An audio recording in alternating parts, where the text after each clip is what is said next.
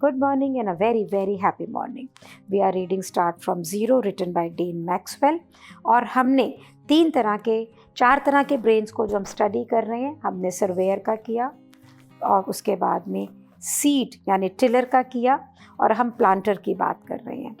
और उसको जब हम बात कर रहे हैं तो डेन हमें बताते हैं कि एक जो हम्बल प्रोडक्ट क्रिएटर होता है, एक विनम्र प्रोडक्ट क्रिएटर होता है, वो प्रोडक्ट को बहुत जल्दी बनाता है और अपनी हेल्दी प्रॉफिट्स के लिए बनाता है। तो उसके लिए उसे क्या क्या चीज़ों को देखना है। नंबर 1, आर्ट, एक कला जिससे कि जो चीज़ों को भी नहीं चाहिए उसे रिमूव कर सके। प्रैक्टिस करे को क्रिएशन की कि कस्टमर कौन से फीचर्स के बारे में सोच रहा है, कस्टमर के साथ मिलकर इस प्रोडक्ट को क्रिएट करे। अपनी इंट्यूशन पे विश्वास करे कि व्हाट वांट्स टू हैपन, अपनी एनर्जीज़ पे विश्वास रखे और वहाँ पर उसको भी कंसिडर करे और अपनी इंटेंशन को ये रखे कि विनम्र हो के मैं इसको सर्विंग के लिए बना रहा हूँ, मैं यहाँ पे कुछ भी प्रूव करने की कोशिश नहीं कर रहा हूँ। किसी भी प्रोडक्ट को बनाने में आपके 3 उद्देश्य या गोल होने चाहिए कि आपका प्रोडक्ट जल्दी से बने, लिमिटेड फाइनेंशियल रिस्क के साथ बने और वो अपने यूज़र को रिजल्ट दे। 3 डिस्टिंक्शंस, खासियतें जो आपके प्रोडक्ट को आगे लेके जाएंगी वो हैं कि आप अपने प्रोडक्ट को अलाइन करें CPSO फॉर्मूला के साथ में, means customer, product, solution and offer formula के साथ। आप खुद ही सोचो, अगर आपके प्रोडक्ट इस फॉर्मूला पे बेस्ड होंगे तो ऐसा हो ही नहीं सकता कि वो ना चले। तो this distinction is very very important. Second distinction is prototype the vision of the product. अब ये जो प्रोटोटाइप मीन्स एक उसका सैम्पल होना, अगर ये आप फिजिकली नहीं भी कर पा रहे हैं तो पेन एंड पेपर पे तो होना ही चाहिए। Also get the buy in, means customer को लेकर आए इस प्रोटोटाइप के टाइम के ऊपर ताकि वो आपको प्रोडक्ट बनने से पहले ही पैसा दे, मीन्स उस प्रोडक्ट को खरीद ले। और फिर एक्सपर्ट लेकर आए जो विजन आपने क्रिएट की है प्रोडक्ट की, वो उसको रियल में क्रिएट करे, बनाए। And now test the concept for result, कि आपका जो कॉन्सेप्ट है आप उसके रिजल्ट के लिए उसको टेस्ट करें। और ये टेस्ट आप बिना उसको रियल में बिल्ड करे भी कर सकते हैं। कॉन्सेप्ट को आप क्वेश्चनर के थ्रू या कई चीज़ों से कर सकते हैं। और अगर आप कॉन्फिडेंट हैं तो आप इस प्रोडक्ट को बिल्ड करना भी शुरू कर सकते हैं। और डील ऐसी स्ट्रक्चर करें जिसके अंदर लिमिटेड फाइनेंशियल रिस्क हो। 7th ये है कि इस प्रकार का एक कम्युनिकेशन लूप क्रिएट करें, मीन्स जो मार्केट के अंदर, कस्टमर के अंदर, जो आपका एक्सपर्ट है उसके अंदर, ताकि आप हमेशा इन्फॉर्म्ड रहें कि क्या हो रहा है और क्या नहीं हो रहा है। And then think about your goals. आपका जो उद्देश्य है, नंबर 1, जल्दी से प्रोडक्ट बने, फाइनेंशियल रिस्क नहीं हो, रिजल्ट हो और वो आपकी ज़िंदगी को एक नेक्स्ट लेवल पे लेके जाए, आप उसके लिए इंस्पायर्ड हो, आपको वो ड्रेन नहीं कर रहा हो। क्या ये प्रोडक्ट उन सबको मीट करता है? उसके बाद में राइटर हमें बताता है 4 किलर्स, ऐसी 4 चीज़ें जो आपके प्रोडक्ट को किल कर सकती हैं। और ये 4 क्वेश्चंस, इसके जो करेक्ट आंसर हैं, आप अगर उसका ध्यान रखेंगे तो यू विल रिमेंबर कि मेरा को ये प्रोडक्ट को कैसे आगे लेके जाना है। Question number 1, does the customer currently do this activity outside the product, कि जिस चीज़ के लिए आप वो प्रोडक्ट बना रहे हैं अभी कस्टमर उसे यूज़ नहीं कर रहा है, इस प्रोडक्ट को यूज़ नहीं कर रहा है। अगर ऐसा है, आंसर येस है, तो आप ये समझिए कि आपका प्रोडक्ट तो सक्सेसफुल होगा ही, क्योंकि कस्टमर को ये प्रोडक्ट चाहिए। Question number 2, does it require a great change of behaviour. So अगर इसका आंसर नो है कि इसमें एक बहुत बड़ा चेंज नहीं चाहिए बिहेवियर के लिए, तो आपका प्रोडक्ट किल नहीं होगा। लेकिन अगर बिहेवियर के लिए बहुत बड़ा चेंज चाहिए, then you are in trouble. Is the burden to use the product high, कि फाइनेंशियल बर्डन और बिहेवियर बर्डन और उसके लिए कोई ना कोई टेक सेवी होना या कोई एक्सपर्टीज़ होना, अगर ऐसा भी बर्डन हाई है और इसका आंसर आपका नो है कि नहीं बर्डन हाई नहीं है, then also your product will be successful. Question number 4, क्या किलर है? Does the product deliver the end result clearly, कि जिस चीज़ के लिए इस प्रोडक्ट को बनाया गया है उसका रिज़ल्ट बिल्कुल क्लियरली वो देती है, आधा या किसी और चीज़ की हेल्प नहीं लेनी पड़ती। अगर इसका आंसर येस है तो आप ये समझ लीजिए कि your product is on the right track. तो अगर इन 4 किलर्स के आंसर्स आपके पास में, जैसा कि मैंने बताया इस बुक में पेज नंबर 120 में लिखे हुए हैं, अगर ऐसा है तो आपकी प्रोडक्ट की ज़िंदगी भी बढ़ी है और आपकी प्रोडक्ट बहुत अच्छी आगे चलेगी। देन द राइटर सेज, एक कंसेप्ट बनता है, कंसेप्चुलाइजेशन ऑफ आइडिया होती है, और एक कॉन्क्रीट उस आइडिया से जो रिज़ल्ट निकलना होता है उसके बीच में एक टाइम होता है जब आप उस प्रोडक्ट को डेवलप कर रहे होते हैं। और यही ऐसा टाइम होता है जब लोग अपना रास्ता भटक जाते हैं, गुम जाते हैं, कहीं पहुंचना होता है कहीं पहुंच जाते हैं।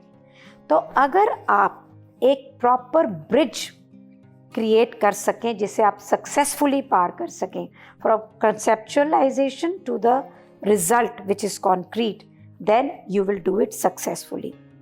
अगर regarding this is regarding the 4 killer of the product, कि अगर आपका कस्टमर ऑलरेडी आपके प्रोडक्ट के आउटसाइड काम नहीं कर रहा है, अगर उसको कोई नया बिहेवियर लाना पड़ रहा है, तो ये सब सेफ बेट्स नहीं हैं। तो हम लोगों के लिए चीज़ों को आसान करना चाहते हैं, हम उन लोगों के लिए कोई स्ट्रेस नहीं क्रिएट करना चाहते हैं। तो अगर आपके प्रोडक्ट को कोई बहुत बड़ा चेंज ऑफ बिहेवियर चाहिए या आपका प्रोडक्ट का बर्डन बहुत हाई है, then also it is not safe. अगर आपका प्रोडक्ट कोई अनक्लियर रिजल्ट दे रहा है तो भी आप ट्रबल के अंदर है। तो यहाँ पे 2 एग्जाम्पल दे रहा है डेन, ताकि आपको वो दिखा सके कि how to apply this 8 steps and 4 killers. और एग्जाम्पल है उनका एक प्रोडक्ट जिसको वो कहते हैं रिक्रूटिंग निंजा। ये एक सक्सेसफुल एग्जाम्पल था। तो वो ये कहते हैं कि आप नोट करें की पॉइंट्स के लिए इस सक्सेसफुल प्रोडक्ट के। ये प्रोडक्ट ने एक पैटर्न को फॉलो किया और एक पेन को फाइंड किया और उसको सॉल्व किया, और फिर उसने और लोगों को भी इन्वॉल्व करके वहाँ पे इस प्रोडक्ट को स्केल किया। And it made starting less overwhelming, क्योंकि पहले से ही हमने ये देख लिया था कि पेन क्या है और उसको सॉल्व कैसे किया जा सकता है, उसको दूसरों से स्केलिंग कैसे करेंगे, तो ओवरवेलमिंग नहीं था। तो वी न्यू कि what it is going to do. तो डेन कहते कि मैं मार्केट साइज़ और ग्रोथ की बात नहीं करता हूँ, मैं कोई प्लान नहीं लिखता हूँ, मैं अपने हेड को, अपने दिमाग को यूज़ करता हूँ ताकि मैं प्रॉब्लम सॉल्व कर सकूँ उस बंदे के लिए। From where your transformation will happen, यहाँ से हम चेंज होंगे जब हम पहले कस्टमर का प्रॉब्लम सॉल्व कर देंगे। तो अगेन इसी चीज़ को वो रिपीट कर रहे हैं, जो 8 स्टेप्स उन्होंने बताए हैं उसको वो रिपीट कर रहे हैं रियल एग्जाम्पल्स के साथ में। सो स्टेप 1 है align your product with CPSO, means customer problem solution and offer. Customer है रियल एस्टेट ब्रोकर, पेन है कि जो रियल एस्टेट एजेंट्स को रिक्रूट करना क्योंकि वो कंसिस्टेंट नहीं होते, एट्रिएशन रेट बहुत है। सॉल्यूशन है कि ऑनलाइन रिक्रूटिंग सिस्टम क्रिएट करना, और एक ऑफिस असिस्टेंट जिसको रन कर सकता है। और इस सिस्टम का खर्चा कितना है?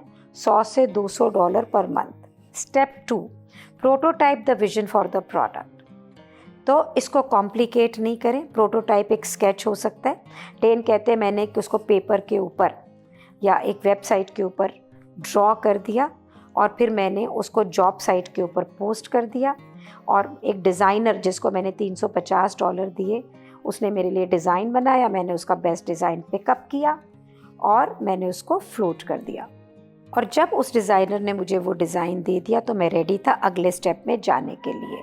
Step number 3, get buy in and yes और मनी, कि आप, उन्होंने जो डिज़ाइनर ने डिज़ाइन बनाया उसको उन्होंने अपने अंकल को दिखाया जो कि रियल एस्टेट ब्रोकर थे, और उन्होंने बोला या ये तो बहुत अच्छा है, and this was my first business and I was grateful to have my uncle because my otherwise confidence was low. तो उनके अंकल जो थे वो उन्होंने सबसे पहले उसे बाय इन किया।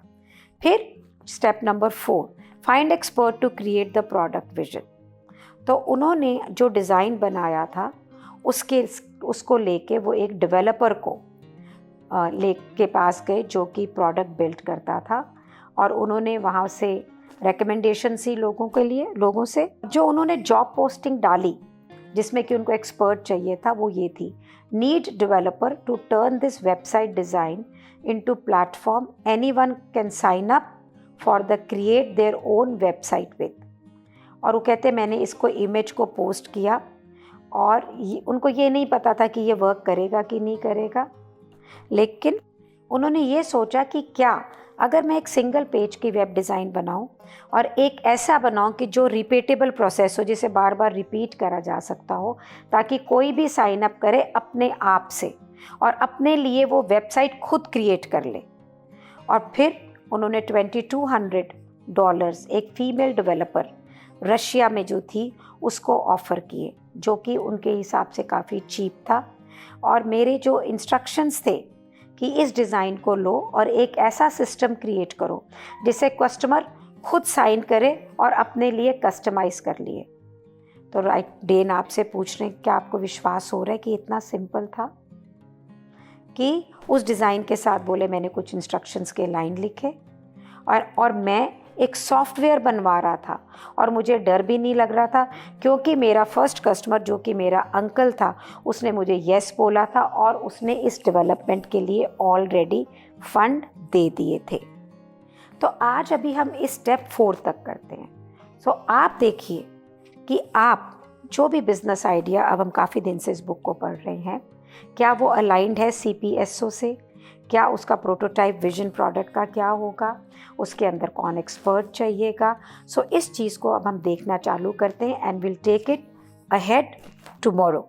सो thank you so much for being in my life, क्योंकि आपके लिए पढ़ रही हूँ ना, सो मुझे भी बहुत सारे आइडियाज़ आ रहे हैं और बिल्कुल एक नए ढंग से काम करने का दिल कर रहा है। Thank you so much for creating this space where we are reading this book. Thank you so much.